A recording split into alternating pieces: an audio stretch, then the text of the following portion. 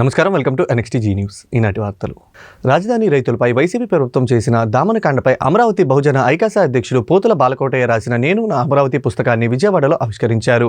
రాజ్యహింసను ఎదిరించి శాంతియుత శౌర్యం అమరావతి ఉద్యమమని వ్యక్తులు కొనియాడారు. జగన్ అరాచక పాలనను చర్మగీతం పాడడంలో ఈ ఉద్యమం కీలక పాత్ర పోషించిందన్నారు. కులమతాలకు అతీతంగా మహిళలు, రైతులు అన్ని వర్గాల అమరావతి ఉద్యమాన్ని ముందుండి నడిపించాయన్నారు. రైతులు, మహిళల త్యాగాన్ని గుర్తుగా భావితరాలకు ప్రేరణ వచ్చేలా అమరావతిలో ఒక మ్యూజియం ఏర్పాటు చేయాలని విజ్ఞప్తి చేశారు. ఆవేశం డిబేట్లో ఏదో కోపం వస్తే మాట్లాడుకోవటం కూడా కాదు. అమరావతి అంటే ఒక ఉద్వేగం. ఎందుకంటే ఆయన ఈ ఉద్యమంలో మమేకం అయిపోయారు. ఎప్పుడూ కూడా అనుక్షణం బాలకోటయ్య గారు ఫైటింగ్ చాలా, అంటే ఆయన పోరాట తీరు నిజంగా ప్రశంసనీయం. ప్రజాస్వామ్యంలో ఒక అహింసావాదంతో ఏ రకంగా మనం ముందుకెళ్ళొచ్చేదానికి మొన్న అమరావతి ఉద్యమం ఒక స్ఫూర్తి చెప్పిన ఖచ్చితంగా చెప్పగలుగుతాను.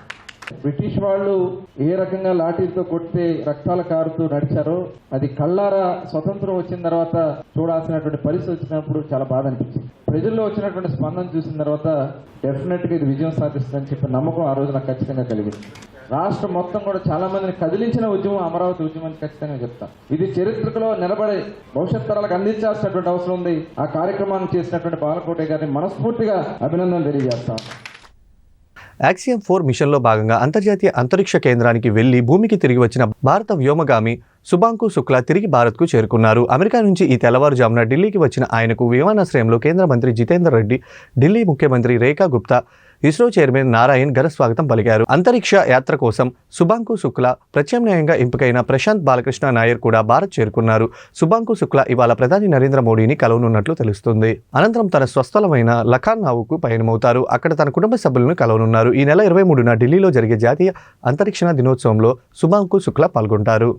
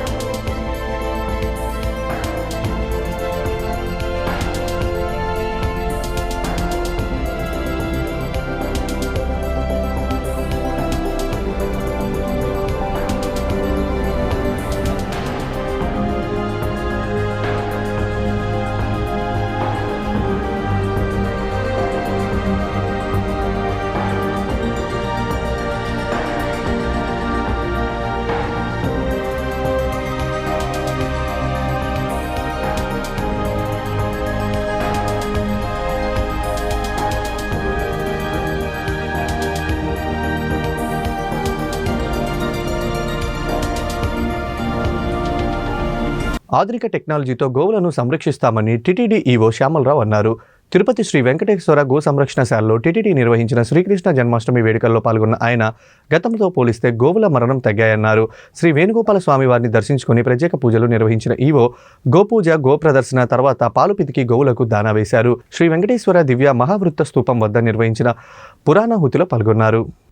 పైలట్ బేసిస్లో 100 గోవులకి నెక్ ట్యాక్స్ వేసి వాటి ద్వారా వాటి ఆరోగ్య పరిస్థితి ఇవన్నీ కూడా ఎప్పటికప్పుడు తెలుసుకోవడం, దాని ద్వారా మనకి కంప్యూటర్కి అనుసంధానం చేసి ఐటీ టెక్నాలజీని ఉపయోగించి మనము గోవుల యొక్క పరిస్థితిని ఎప్పటికప్పుడు అంచనా వేయడం, వాటికి ఇబ్బంది లేకుండా చేయడం, ఇవన్నీ కూడా చేయడం జరుగుతుంది.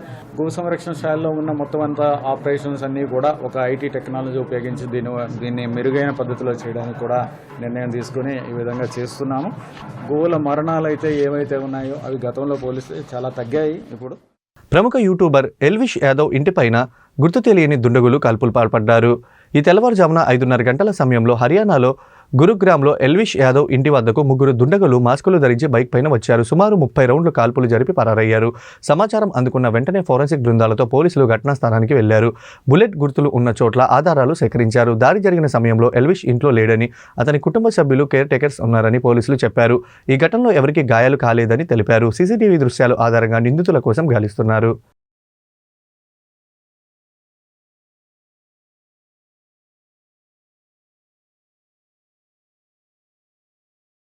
శ్రీశక్తి పథకం అమలుపై మహిళలు ఎంతో సంతోషంగా ఉన్నారని ఎంపీ కలిశెట్టి అప్పలనాయుడు అన్నారు. ప్రభుత్వంపై విమర్శలు చేస్తున్న జగన్ ఇకనైనా తీరు మార్చుకోవాలని సూచించారు. లేకుంటే పులివెందుల ఫలితమే రిపీట్ అవుతుందని హెచ్చరించారు. ఆగస్టు 15 నాడు కనీసం జెండా ఎగరవేయని జగన్ కు అసలు దేశభక్తే లేదని విమర్శించారు. సూపర్ 6 హామీ అద్భుతంగా అమలైంది. ఈ రోజు మహిళలందరూ కూడా చాలా ఆనందంగా గౌరవంగా ఈ రోజు ఉన్నారు. ఎందుకంటే గతంలో మేనిఫెస్టోలో మనం ఏదైతే ఇచ్చామో దాన్ని కట్టుబడి ఈ రోజు గౌరవ ముఖ్యమంత్రి గారు అమలు చేశారు. ఈ రోజు మనకు ఆర్థిక ఇబ్బందులు ఉన్నప్పటికీ కూడా గత జగన్మోహన్ రెడ్డి పరిపాలనలో రాష్ట్రం అంతా కూడా అట్టడుగున్నా సరే ముఖ్యమంత్రి గారు ఈ రాష్ట్రాన్ని అద్భుతంగా పరిపాలిస్తున్న విషయాన్ని కూడా గమనించుకోవాలి.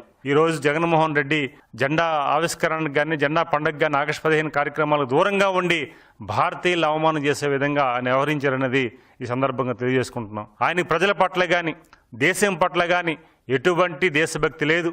కొంతమంది టీం ఉన్నారు, చాలా ఇబ్బందికరమైన పరిస్థితులు వ్యాఖ్యలు చేస్తున్నారు.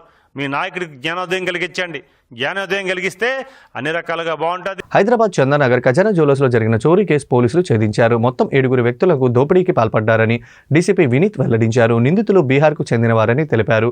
నిందితులు గతంలో కోల్కతా, బీహార్, కర్ణాటకలో దోపిడీలకు పాల్పడినట్లు గుర్తించామని తెలిపారు. నిందితుల నుంచి వెండి ఆభరణాలు స్వాధీనం చేసుకున్నట్లు తెలిపారు. భద్రతా సిబ్బంది ఎక్కువగా లేని దుకాణంను ఎంచుకొని దోపిడీకి పాల్పడుతున్నట్లు డీసీపీ వినీత్ చెప్పారు.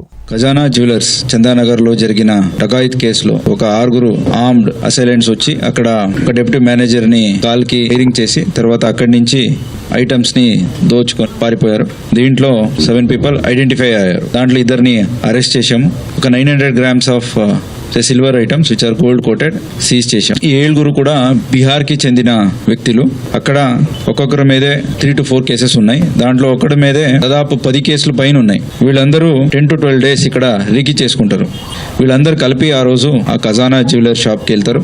ఈ అఫెన్స్ కమిట్ చేస్తారు. తర్వాత అక్కడి నుంచి పారిపోతారు. వెళ్ళిన directions both human intelligence alerts technical intelligence అన్ని వాడి వాళ్ళని పూణే దగ్గర అరెస్ట్ చేయడం జరిగింది. We request all jewellery shops have proper security arrangements చేయించుకోవాలా, ఒక intrusion alarm panel connected to local police station ఏర్పాటు చేయించుకోవాలా అని వాళ్ళని రిక్వెస్ట్ చేస్తున్నాం.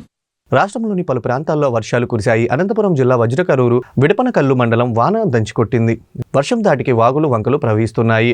పెంచలపాడు వాగు ఉద్రిక్తంగా ప్రవహించడంతో వాహన రాకపోకలు నిలిచిపోయాయి.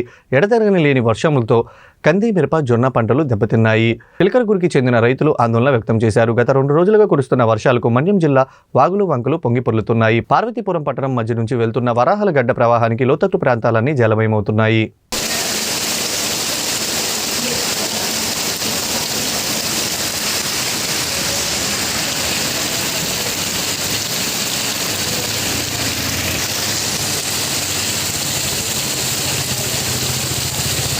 గుజరాత్లో ఎన్టీఆర్ జిల్లాలో పాడి పరిశ్రమల అభివృద్ధి చేస్తామని విజయవాడ ఎంపీ కేశినేని శివనాథ్ అన్నారు. నందిగామ మండలం మునగచెరలో కృష్ణా మిల్క్ యూనియన్ ఆధ్వర్యంలో ఏర్పాటు చేసిన చంద్రన్న సామూహిక గోకులాన్ని ఆయన ప్రారంభించారు. గోకులం షెడ్లో ఏర్పాటు చేసిన వసతులను పరిశీలించారు. ప్రతి గ్రామంలో రైతులు సామూహిక గోకులం షెడ్లను ఏర్పాటు చేసుకోవాలని ప్రభుత్వం అండగా నిలుస్తుందని అన్నారు. చంద్రన్న సామూహిక గోకులం అంటే యానిమల్ హాస్టల్, ఇటువంటి హాస్టల్లో ప్రతి గ్రామంలోనూ ఉండే విధంగా ఎటువంటి అవసరాలైనా కూడా మేము ప్రభుత్వ భూముల్లో కనుక ఏదైనా ఉంటే అక్కడ గడ్డి పండించడానికి కానీ ఇటువంటి వసతులకు మేము స్థలాలు ఇచ్చే విధంగా మేము ముగ్గురం కృషి చేస్తామని తెలియజేస్తా.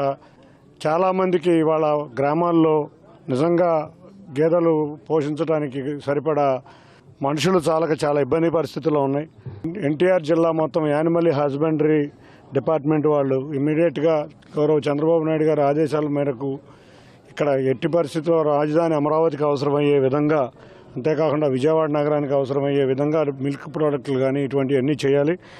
చంద్రన్న సామూహిక గోకులం, ఈ గోకులం ఉద్దేశం 2017లోనే ముఖ్యమంత్రి చంద్రబాబు నాయుడు గారు ఉన్నప్పుడు గ్రామాల్లో సామూహిక గోకులాలు ఏర్పాటు చేయాలి, వెటర్నరీ హాస్టల్ని ఏర్పాటు చేస్తే సన్నకారు చిన్నకారు రైతులకి ఖాళీ స్థలం లేక కానీ, మేపే ఓపిక లేక కానీ, పచ్చగడ్డి వేసే ప్రాంతం లేక కానీ పేద రైతులు చిన్న రైతులు ఇబ్బంది పడుతూ ఉంటారు. వాళ్ళకు ఒక కమ్యూనిటీ సెంటర్ ప్లేసెస్ కనుక ఉంటే పాడి అభివృద్ధి చెందుతుంది, వాళ్ళు ఆర్థిక అభివృద్ధి చెందుతారు, ఆరోగ్యం బాగుంటుందనే ఉద్దేశంతో అప్పుడే ప్రారంభించారు.